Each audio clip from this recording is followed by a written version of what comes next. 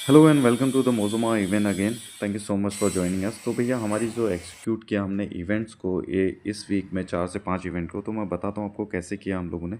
सबसे पहले हमने ब्राइडल की एंट्री और स्टेज का जो डेकोरेशन था उसके लिए सारे मटेरियल्स को तैयार किया।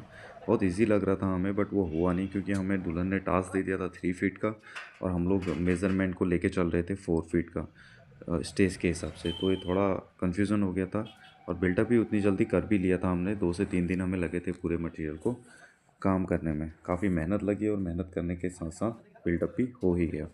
नेक्स्ट डे इवनिंग में या नाइट में हमने ट्राई किया क्रैकर्स का, जो कि जयमाला के टाइम पे ब्राइडल और ग्रूम के जयमाला के टाइम पे फोड़े जाते हैं। उसके बाद नेक्स्ट नाइट में चले गया मेहंदी का डेकोर देखने के लिए। काफ़ी अच्छा चल रहा था, लोग सब तैयारी कर रहे थे। फिर अगली मॉर्निंग में चले गया हल्दी का डेकोरेशन देखने। Welcome to the Mozoma event.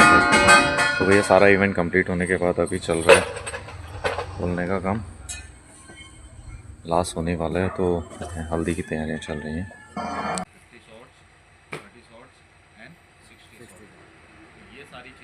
तो लास्टली मैंने यहाँ से फिर क्रैकर्स वगैरह ख़रीदे, जो कि डेमो हमने कंप्लीट कर ही लिया था, और क्रैकर्स लेके मैं चले गया। तो अभी हम लोगों ने शॉपिंग तो कर ली है भैया इसकी ब्राइडल एंट्री के लिए क्रैकर्स की। अब क्रैकर्स ये मटेरियल जाना है कैटरिंग के लिए।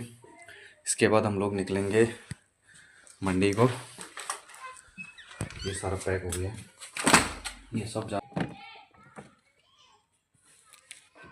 जैसे ही सामान वाला सारा पैक हो गया था उधर मैं चले गया था टूल बॉक्स लेके और कुछ मिठाई के डिब्बे लेके गोलापार साइड पे। गोलापार साइड पे मेज़रमेंट करने के लिए गए हम लोगों ने। देखा कि क्या क्या चीज़ें हमें चाहिए वहाँ, क्या क्या चीज़ें नेसेसरी हैं और क्या क्या चीज़ें नहीं, क्योंकि ट्रांसपोर्टेशन बहुत दूर था। जैसे इवनिंग में कंप्लीट हुआ सब चीज़, हम लोगों ने लाइटिंग्स का काम स्टार्ट कर दिया। लाइटिंग्स लगभग कंप्लीट हो ही गई थी हमारी। उसके बाद मैं निकल गया नाइट में घर को, और घर से जाने के बाद फिर मैं मॉर्निंग में गया दूसरे होटल में। दूसरे होटल में हल्दी का फंक्शन था, तो भैया शुरू होते ही काम का जैसे गाड़ी आई हमारी, फिर मैं इवनिंग में फिर गया उधर पीछे चल रहा है गोलापार में साइट देखने के लिए। साइट में उन्होंने बोल दिया भाई या तो इतना बड़ा बाहर को मत लगा लो, या ऑलरेडी चालान कर दिया था क्योंकि बहुत सारे पाइप्स वगैरह तो भाई कुछ नॉट डिले करो, तो कुछ नॉट डिले करने पड़े। उसके बाद आ गए हम इधर, अभी काम स्टार्ट नहीं कर। रात को तैयारियां चली रही है हमारा, लग रहा है। तो रात में हम लोगों ने फिर काम किया, बहुत प्रॉब्लम हो गई थी, कंप्लीट होने में भी लगेगा आधे रात। मैं चले गया नाइट में वहाँ काम करने के बाद एक साइट पे, क्योंकि उन्होंने मार्च और अप्रैल का मेरे को एक इवेंट के लिए क्लाइंट ने बोला था कि ऐसा ही हमको डेकोर प्रिपेयर करो, जो डेकोर आपने हमें रिकमेंड किया हुआ था। तो उसका सूट लेके मैं हल्दी मेहंदी का इवेंट हो गया है कंप्लीट। होटल से हम लोग अब जा रहा हूँ मैं गोलापार को।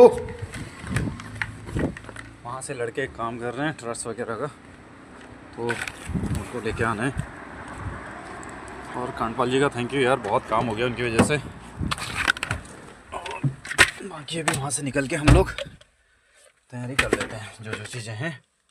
फिर उसके बाद कल जाना है बैंक्वेट हॉल, और बैंक्वेट हॉल का बनाना है अभी programme.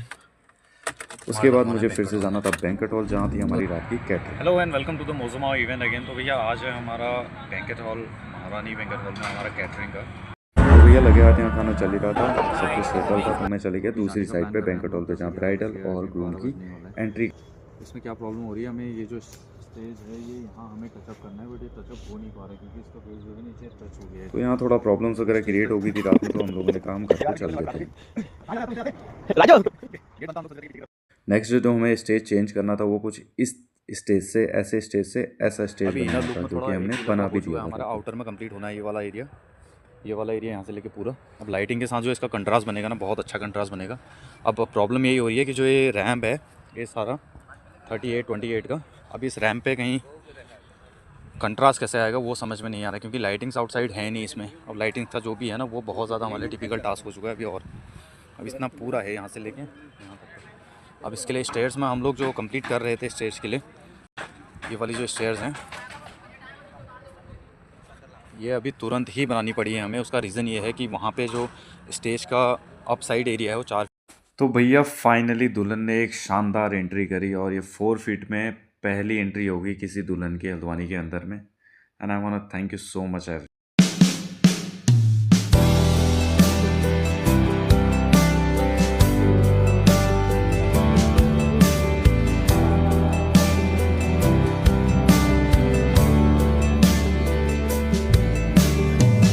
Who would have thought on the day we first met तो जयमाला में थोड़ा लेट था तो मैं दूसरे बैंक्वेट हॉल में जाके अपने कैटरिंग का देख के आ रहा था कि कितना कंप्लीट हो गया नहीं हो गया। फिर से मैं उसी बैंक्वेट हॉल में आया। यहाँ दूल्हा दुल्हन जयमाला के रेडी थे और हम भी रेडी थे शॉट के लिए। बूम। तो भैया फाइनली जो चीज़ें थी वो सब डन हो चुकी हैं। स्टेज डन इवेंट का डन हो चुका है, डेकोर का, और हमारा जो ब्राइडल एंट्री का था वो भी डन हो चुका है।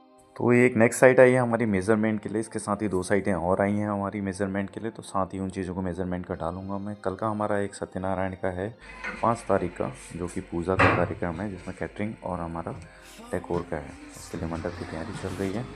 मिलते हैं आपसे नेक्स्ट वीडियो।